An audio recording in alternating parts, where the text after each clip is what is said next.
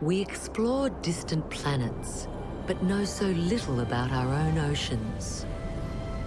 Here, even the largest creatures have been overlooked, like the giant manta ray.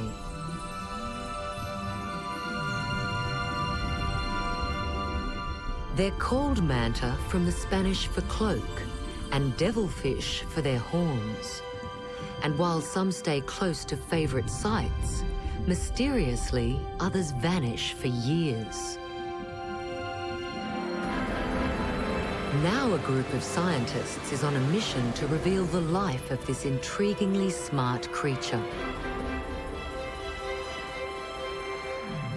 Everything from now on will be new. We know so little that we're guaranteed we're going to be discovering new and exciting things pretty much every time we come out on a field trip. Exploring manta hotspots around the world, they find astonishing behaviour. From these rarely filmed mating trains triggered by the full moon, to one-of-a-kind feeding frenzies that only happen once a year.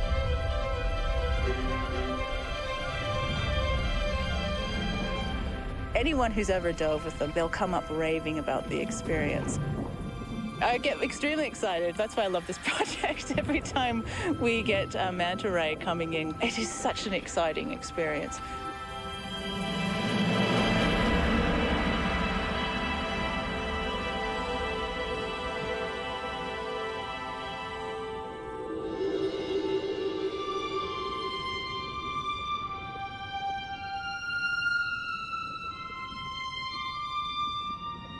With a wingspan reaching 7 meters and weighing up to 2 tons, manta rays are breathtaking animals to encounter. These mesmerizing giants live in tropical waters around the globe, but we're in the dark about how many there are, where they go to feed, mate, or even give birth. In Australia, sharks and rays are common along the east coast, but manta rays are much more elusive.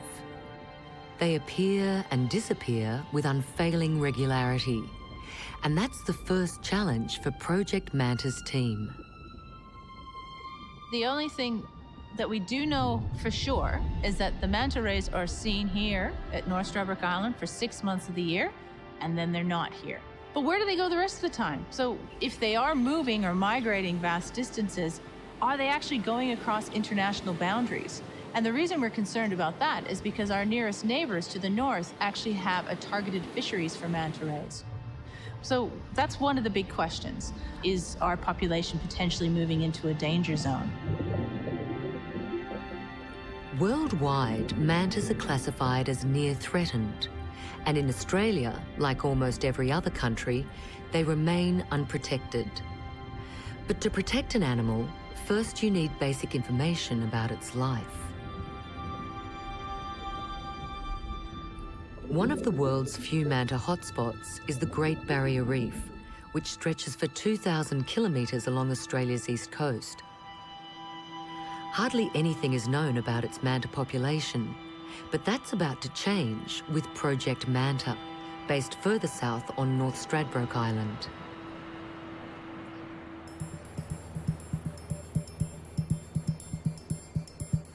It's taken her 3 years to drum up finance and support. Now, lead scientist Dr. Cathy Townsend is ready to head into the field. Closely by her side are biologist Lydie Couturier and ecologist Fabrice Jan. In the coming year, they'll lay the foundation for the first manta census. It's a multidisciplinary team that we've brought together, and that's what makes this particular study very unique.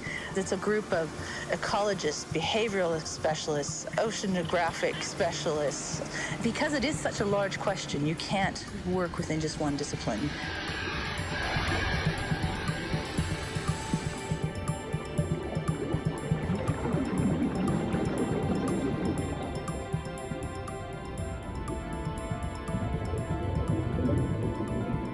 To find out why and where their population travels, the team must be able to recognize individuals, and they tell the mantas apart by the distinct black markings on their white underbellies.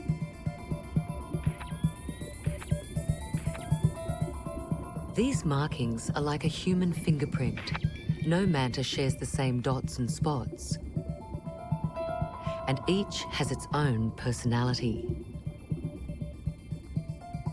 Some animals are extremely interactive. They'll come and stay with you for a full, 50, 60-minute dive, through to the other opposite extreme, where you've got ones that are not the least bit interested in you and are just cruising past. And we've got one little one that we call Curious, who always spends a lot of time with us. And then there's another one we call Speed Racer, and he never sticks around, he just goes. So where do Curious and Speed Racer go during the course of the year, and why? What dangers will they face, and how do they spend their day-to-day lives?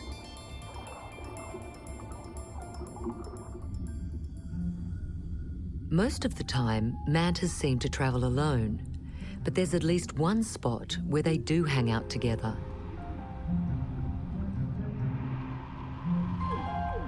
Coral reefs are like bustling high-rise cities, and the busiest corner on the block is the cleaning station. It's run by a crew of little striped cleaner fish that service a never-ending queue of eager customers.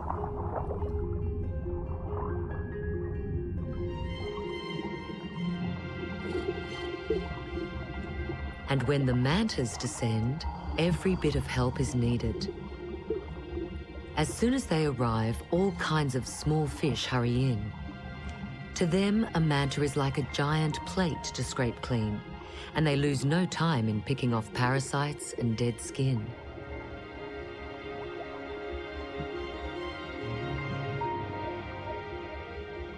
The manta itself drifts slowly around the station, and it might stay for many hours while it's pampered and generally spruced up.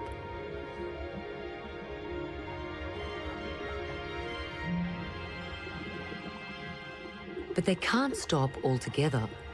Like many sharks, mantas are negatively buoyant, meaning they sink if they don't swim. Often they go in circles, queuing patiently until it's their turn to drop in.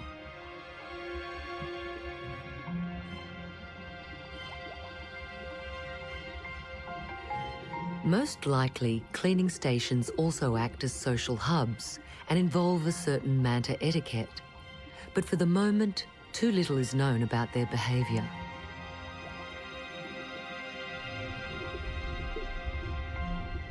There are also paramedics at hand, ready to clean up scrapes and wounds from shark bites. The moon wrasse specialises in removing infected flesh, and this manta's bitten tail is clearly still tender.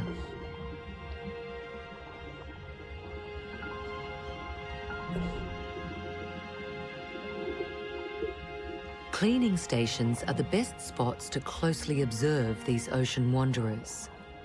But the big question is, where do they go between their grooming sessions? This is where Project Manta will be breaking new ground.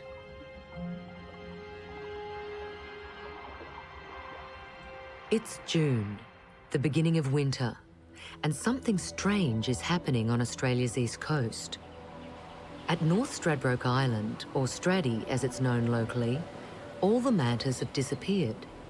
Yet 400 kilometres to the north, around Lady Elliot Island, their numbers are rising. Is this where the missing mantas have gone? Over the next 12 months, Cathy Townsend and her team will be closely monitoring the mantas around Lady Elliot, the southernmost point of the Great Barrier Reef.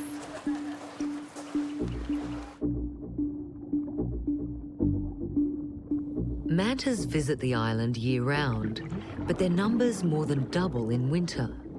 To find out whether Curious and Speed Racer have pitched up here, Cathy must open a register. The very first first thing we need to do is to go out there and identify as many individuals as possible. And so what we do is we take a photo, we compare that with our database to see if it's one we've seen before or if it's a new individual. And the reason we're doing that is we want to try to get a bit of an idea as to what our total population size is. What about this one? Oh, yeah. Logging every dot and spot, they've already identified over 100 new mantas in just 2 weeks. But the most exciting discovery is finding an animal at both Stratty and Lady Elliot. Was it? Excellent. Look, she was down at Stratty 3 months ago, and now she's up here. Traveling around. Yeah, I better write that down. The first matches suggest a link between the two islands. Excellent. But to be sure, they'll need much more data. And that's difficult to get. Particularly when it's from Stratty. With the photographic ID, basically you have to have a diver in the water to be able to take the photograph. Of course, there's limitations to that. Divers can only go a maximum of 3 hours out of any day. Acoustic listening stations get rid of that problem. It's like having a diver or somebody there recording 24 hours a day, 7 days a week. To get this round-the-clock surveillance system up and running, the team needs to set up 2 parts: acoustic tags to be attached to the mantas and underwater listening stations to be positioned around the reef.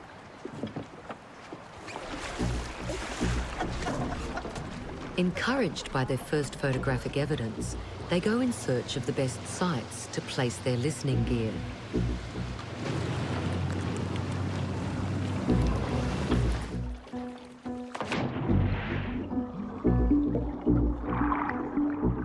The station's anchored about 25 meters deep, and from down here, it will spy on the manta's comings and goings.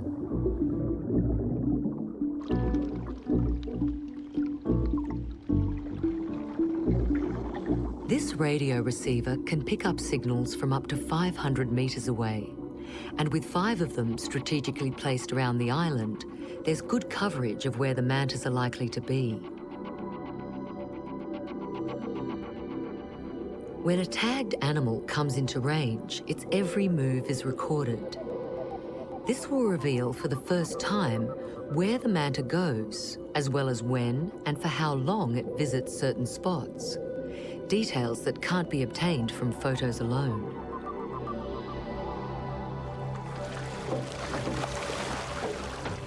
But now comes the more challenging task, attaching the acoustic tags.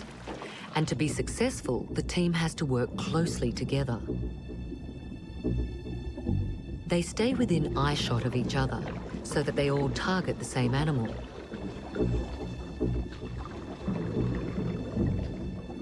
Luckily, this cleaning station is already busy.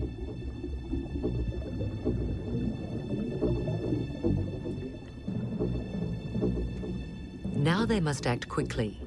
Before Fabrice can free dive 20 meters down to deploy the radio tag, Kathy and Lydie have to get clear ID shots of the underbelly.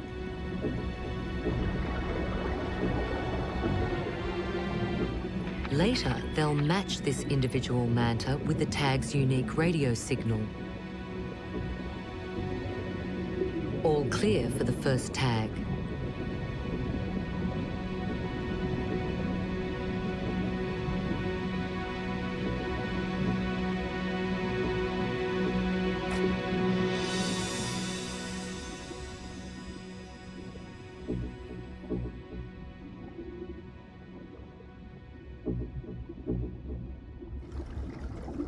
One down, another 11 to go.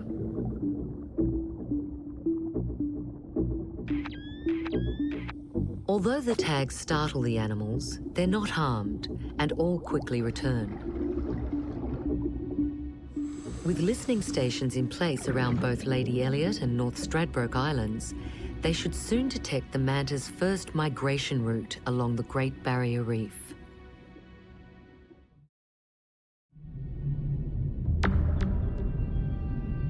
Sharks are some of the most ancient animals on the planet, about 400 million years old.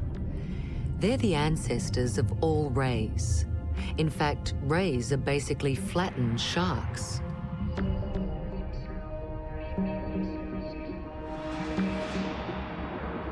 Rays evolved in their own right when they found their niche away from open water and adapted to live and feed close to the sea floor, like the infamous stingray. In self-defense, it stabs an attacker with the potentially deadly barb on its tail.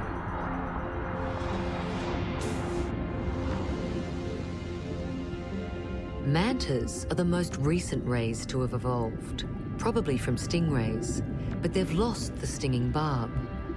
Having gone back to living out in the open sea, they now rely on size and speed for defense.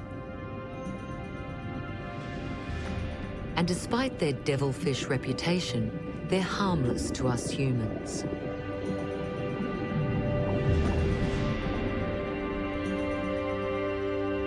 Biologists first described manta rays more than 200 years ago, but it's the latest manta discovery that's rocked the scientific world. There's not just one species, as was long thought, but at least two. One of them, a giant ocean voyager.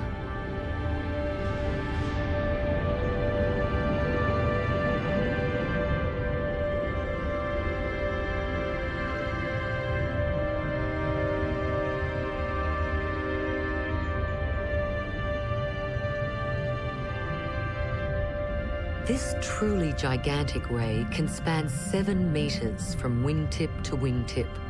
That's almost double the size of its smaller cousin. And their lifestyle also sets them apart. This larger species seems to cross the world's oceans, while the smaller reef mantas appear to stick closer to the coast. Physically, these oceanic mantas are sturdier, with more pronounced body markings. But most tellingly, they're the only ones with a small bump on the base of their tail. Inside is the remnant of a non-functioning sting, a reminder of their family tree. And though not much is known about mantas in general, even less so about this rare giant. Mexico's remote Revillagigedo archipelago is one of the few places where they're seen regularly. And there's only one scientist with long-term research on this newly confirmed species. American marine biologist Dr. Robert Rubin has been working with oceanic mantas for almost 30 years. He's catalogued more than 300 animals. A few he still spots after 25 years.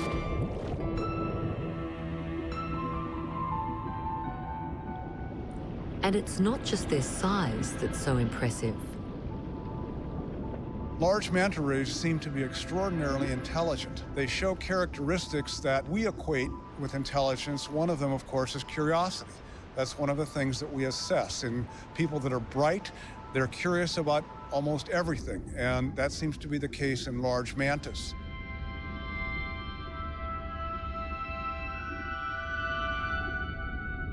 These giants readily interact with divers. They seem to wait for new playmates. And there are further clues to their smarts. The brain is disproportionately large when you compare it to their body size. And it's so large, as a matter of fact, that it compares favorably with some mammals of that size. And that's a very unusual finding for a fish, and particularly for a shark-like fish that is thought to be very primitive. Primitive they are not. And over the years, Dr. Rubin's tagging studies have revealed more startling facts. Oceanic mantas travel much further and faster than assumed. One animal covered a remarkable 2,000 kilometers in a week. That's 3 times faster than the great whales on migration. They also dive much deeper, down to 500 meters, and can do so in quick succession.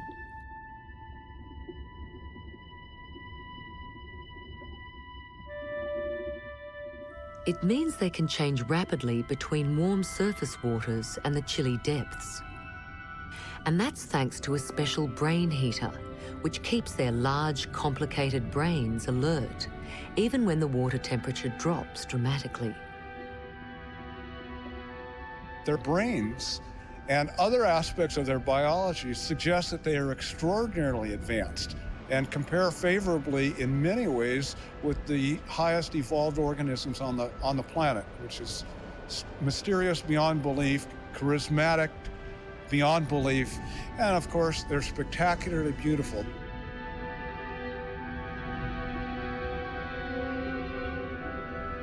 But these mystifying giants are far from safe. In the wild, only large sharks attack them, but that's not their greatest threat.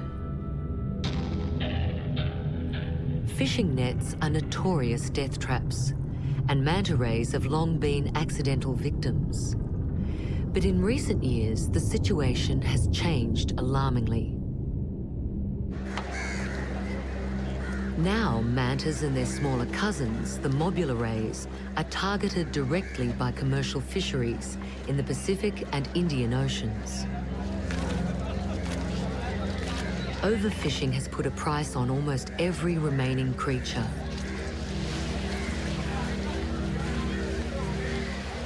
While most are exploited for their meat, some are slaughtered for only small body parts. The ongoing demand for shark fins has already pushed their populations to the brink, and rays could face a similar fate. Mantas are primarily caught for their gills.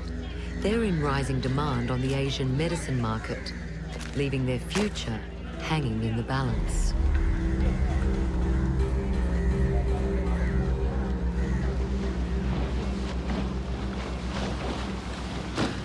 Conservation relies on strong data, and back in Australia, Project Manta's focus turns to the manta's diet.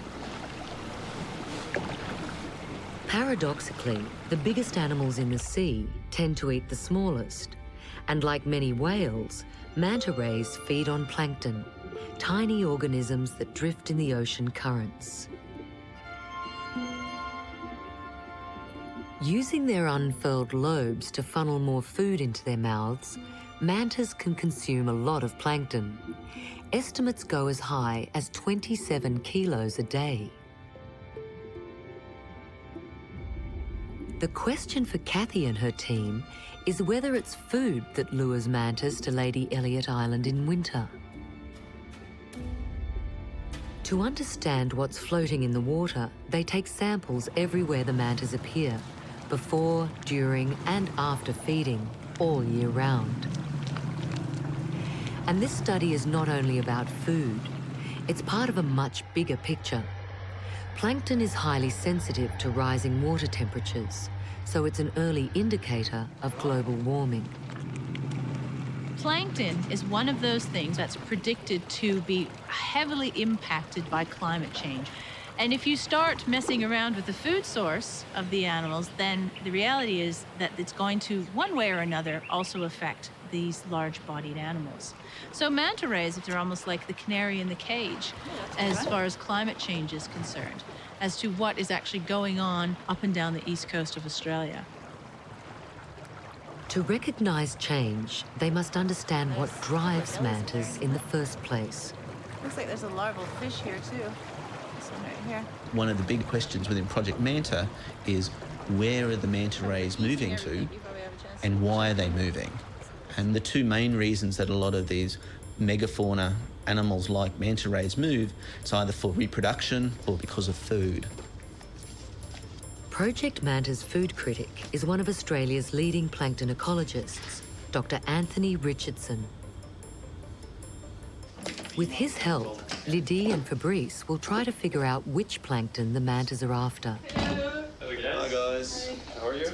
Good. There are two types of plankton: photosynthetic organisms like algae, the phytoplankton, and tiny animals called zooplankton. And it's zooplankton that mantas feed on. With our sampling that we're doing, we're trying to look at the species composition of the plankton in the area, how it changes through the year, and see if we can match up when the manta rays are coming to these different sites. Studying zooplankton is like counting grains of sand. They're the most abundant creatures on Earth, the all-important base of the ocean's food web, and a sure sign of its health.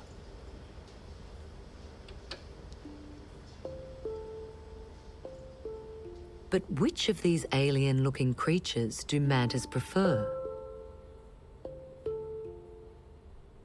Early results indicate they like the larger zooplankton, the shrimp-like creatures with their rich, oily bodies.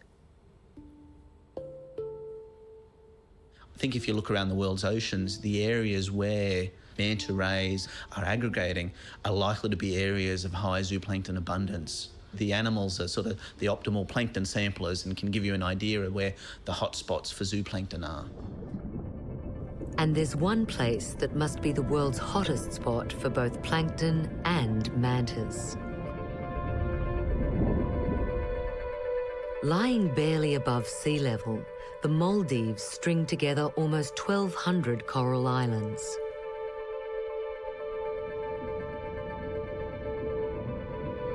They're home to the largest known population of manta rays on the planet. Between 6,000 and 7,000 mantas live here year-round, and one scientist has already identified over 2,000 of them.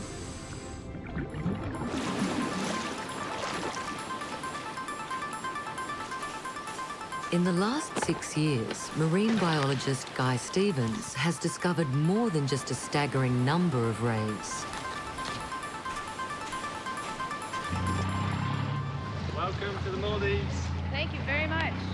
Great to be here. The start of the monsoon season can trigger a one-of-a-kind manta frenzy that Kathy Townsend has come to see. Okay. Nice to meet you. It's only days away from the biggest tides of the year, and things are beginning to stir in a small underwater bay called Hanifaru. Hanifaru is the only place we know about in the Maldives and in the world, as far as I know, where really large numbers of manta rays aggregate to feed. And when tide and lunar cycles all come together, you can have a recipe for just a spectacular feeding event. The Maldivian mantas are the same species of reef mantas as in Australia, but when it comes to food, they're worlds apart.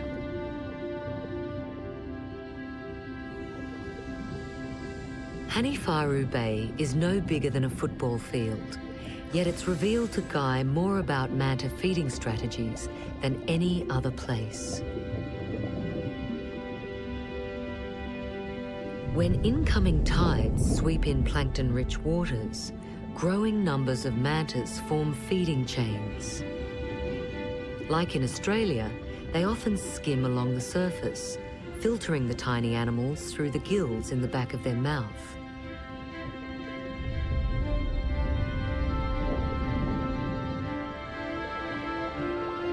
But as the tides increase, they do something very unusual. They feed on the bottom of the bay.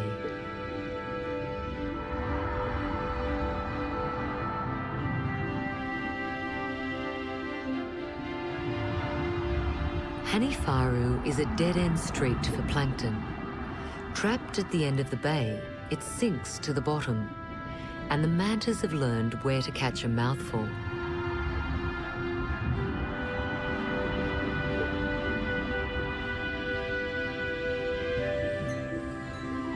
And when they hit an especially dense plankton patch, they behave in a way Kathy's not seen in Australia. They perform a food ballet, backflipping or barrel rolling on the spot to gulp down as much food as they can.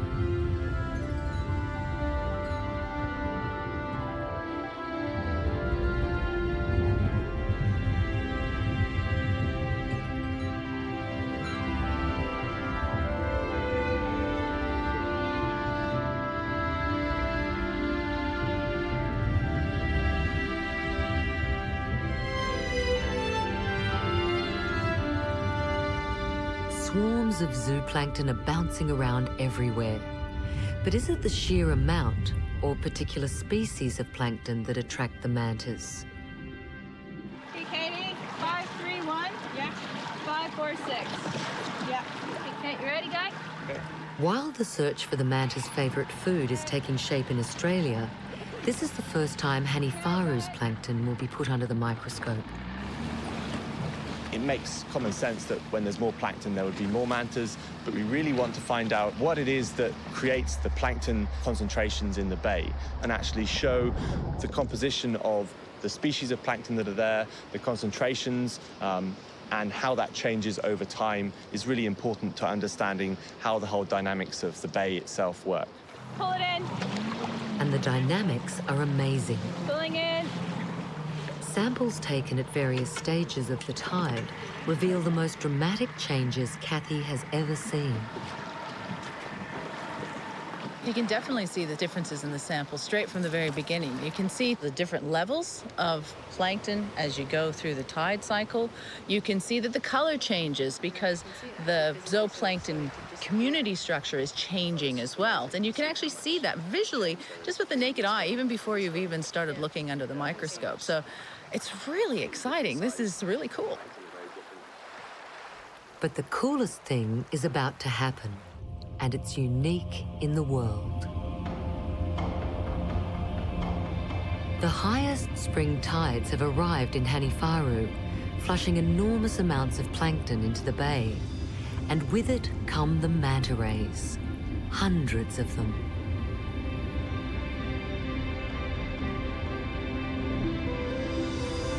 The plankton's so thick, it's darkening the water, and the mantas are whirling and twirling in every direction. The feeding frenzy has begun.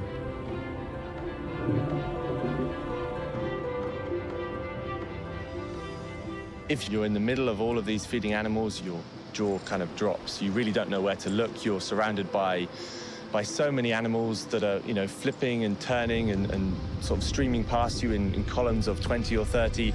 And it's just something which is complete chaos at times.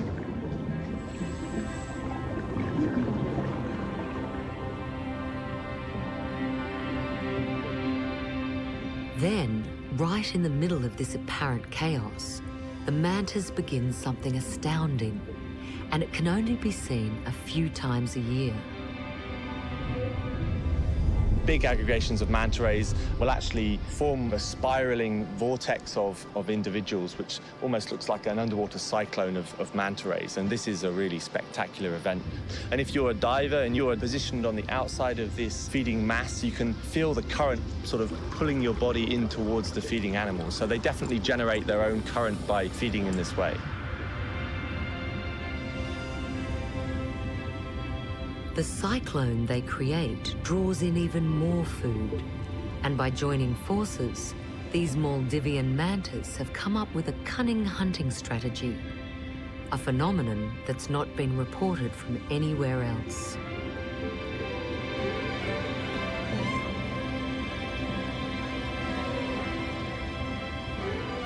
Just when Kathy thought nothing could top the unfolding drama, another giant appears.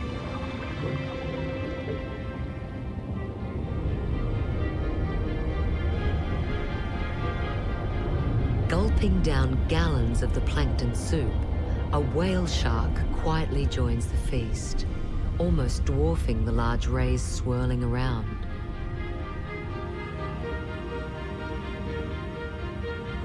And to see two whale sharks together is extremely rare.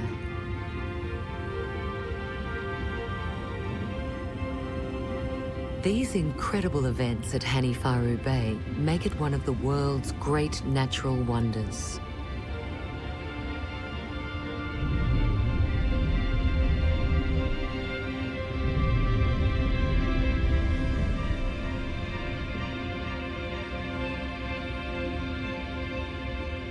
Within an hour, the tide turns and the mad rush is over, just as quickly as it began.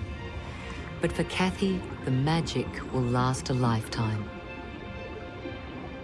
The Maldives are amazing for mantas. This has been by far one of the most amazing experiences that I have ever had. And it's quite funny now. I think I shall go back relatively blasé when I see one animal now after having experienced the chaos of 150 animals plus a whale shark. It's an amazing spot, and it needs protection. So could similar frenzies secretly be happening at the Great Barrier Reef? Now Project Manta is fired up to figure out their own population dynamics, and each piece of new data helps. Lydie is using a camera with laser beams set 20 centimeters apart, and for the first time, she can measure individuals.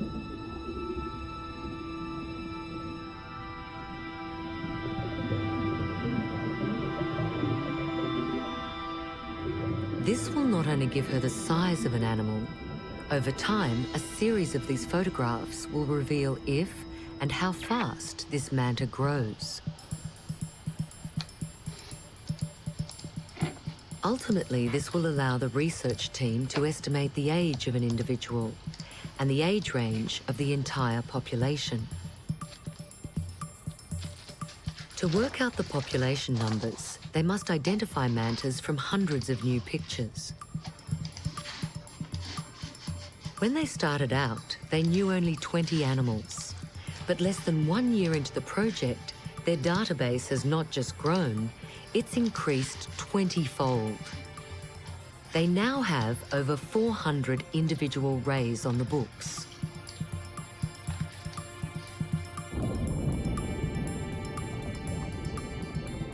Much of that success is thanks to Australia's dive community.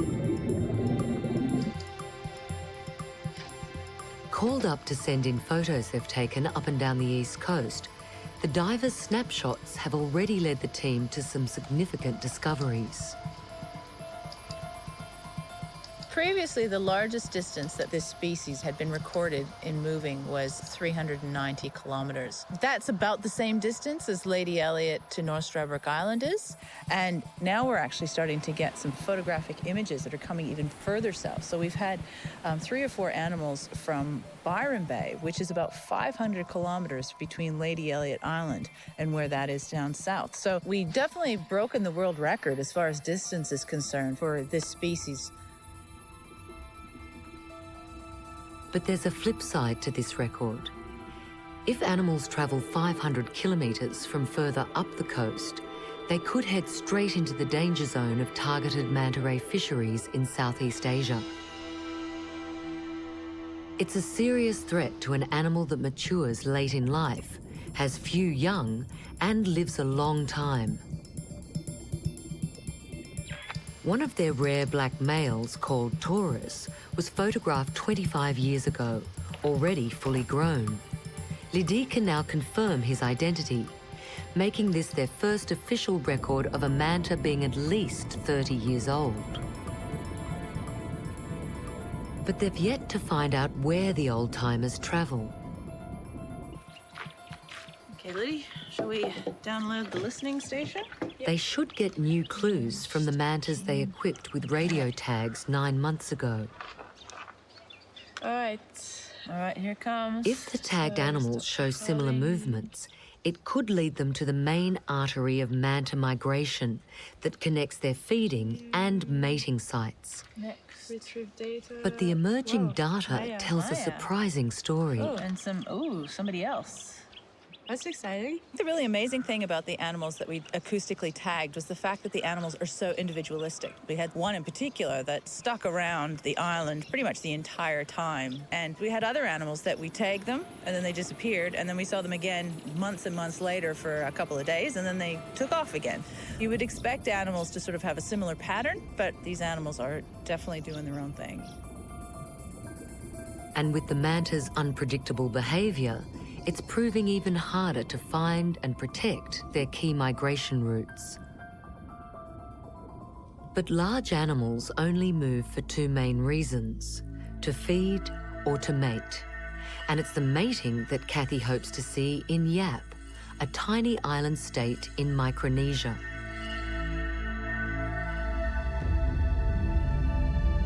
Along its faraway coast, the manta's mating season has begun.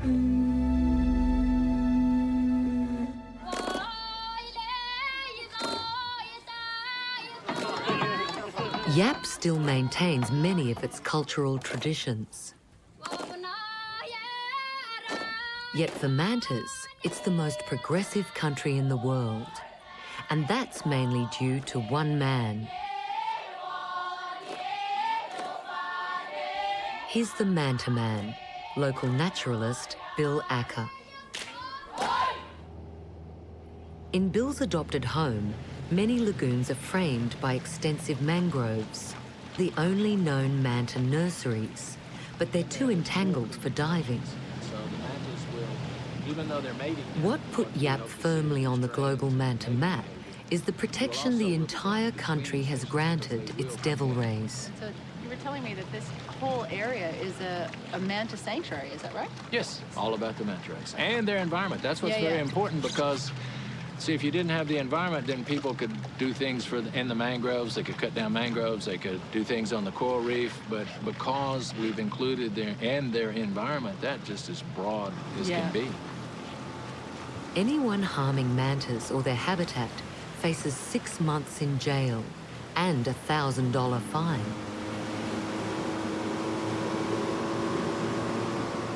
While the impenetrable mangroves keep baby mantas safe from humans and sharks, the wide channels in the lagoons are where their parents hang out.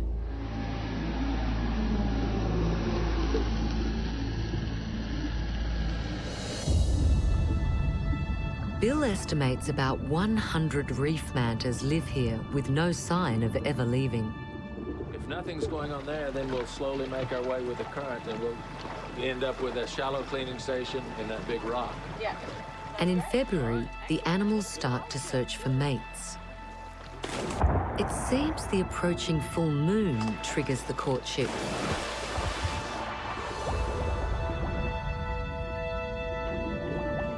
Bill's been diving here for over 30 years. He knows the mantas by heart, and it doesn't take him long to spot an old buddy.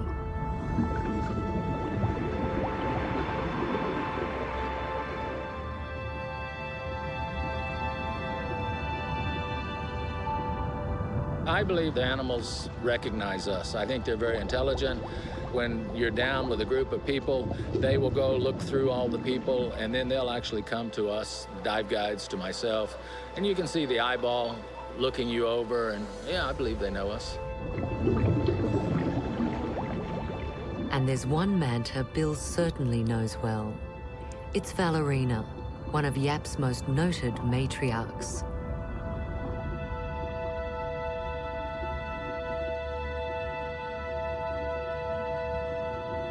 With a distinctive V pattern on her chest, Bill named her after his youngest daughter, Valerie.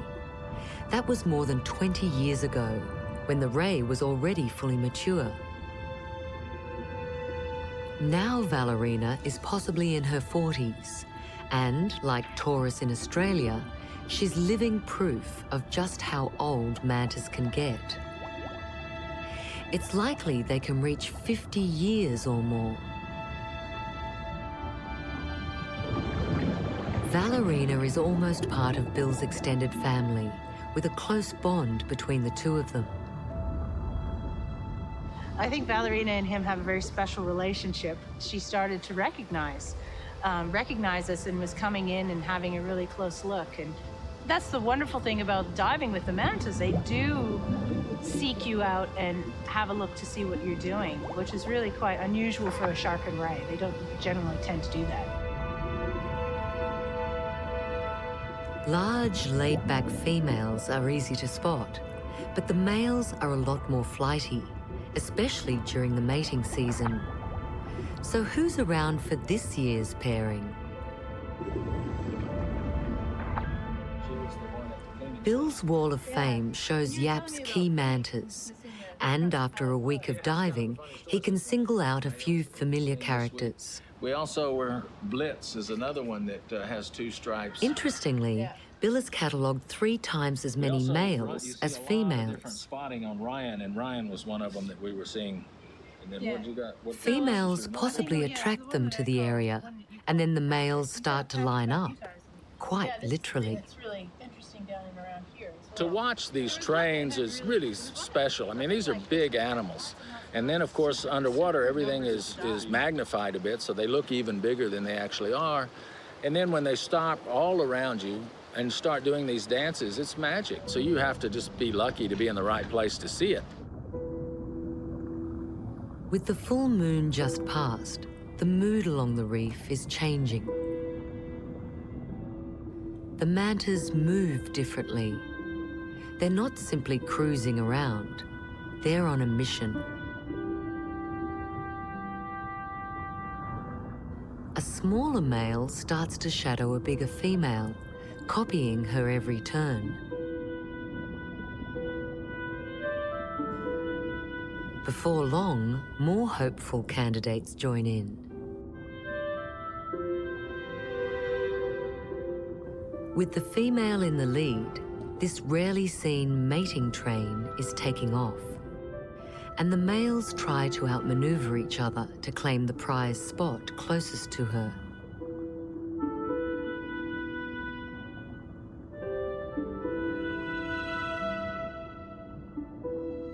New males try to jump the queue, but it's the female who chooses her partner, and she comes up with a clever strategy.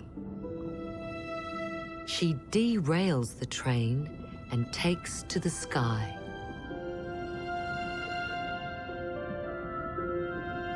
Her suitors have to keep pace. Their careful order now thrown into disarray, they jostle for position.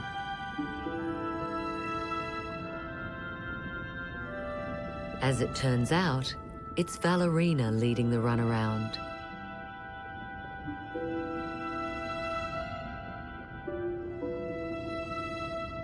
It's a courtship dance Kathy's not seen before. I've certainly seen in Australia the mating trains on, sort of more the single plane where they're moving around. But here they actually go right up into the water column. And yeah, it's very interesting to see how things differ ever so slightly within the manta populations, to see, is there a difference between the animals around Australia versus other places in the world?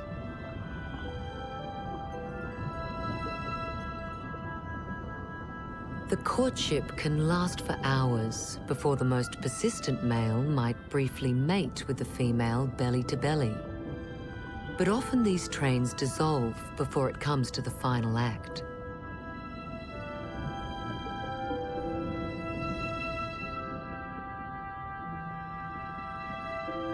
About a year after mating, she'll give birth to a single pup, something that still hasn't been observed, let alone filmed, in the wild.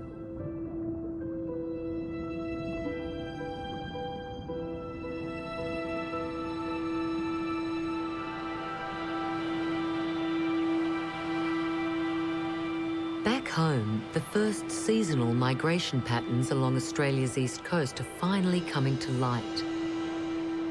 Project Manta's focus is now firmly on Lady Elliot, which has emerged as a possible mating site. Spotting for us. Yeah. Did yesterday. I'll keep an eye on you. Over the last year, they've found more animals than expected, up to 300 in winter, and they've reached another important milestone.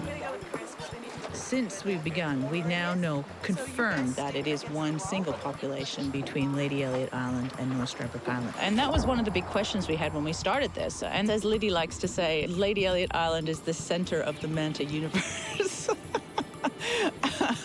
So yes, it is. It seems to be an extremely important site for the manta rays. And the main attraction for mantas to visit this tiny outpost might not even be the mating. Satellite data shows it's around June that seasonal currents bring in plankton-rich waters, precisely when manta numbers peak. So they come in to feed. What's more, there's a striking similarity to the feeding frenzy in the Maldives. The main species of plankton that manta rays seem to be targeting at Lady Elliot Island is the same species that we were seeing at the Maldives, despite that the Maldives is quite far away from where Lady Elliot is. So as far as the feeding ecology is concerned, that's a whole new chapter that we're now following along. Every turn adds to the emerging picture. With Lady Elliot Island now marked as the first manta hub on the Australian migration map, Kathy and her team hope to soon find travel routes that will lead them to more feeding grounds or even manta nurseries. No doubt there are more surprises to come.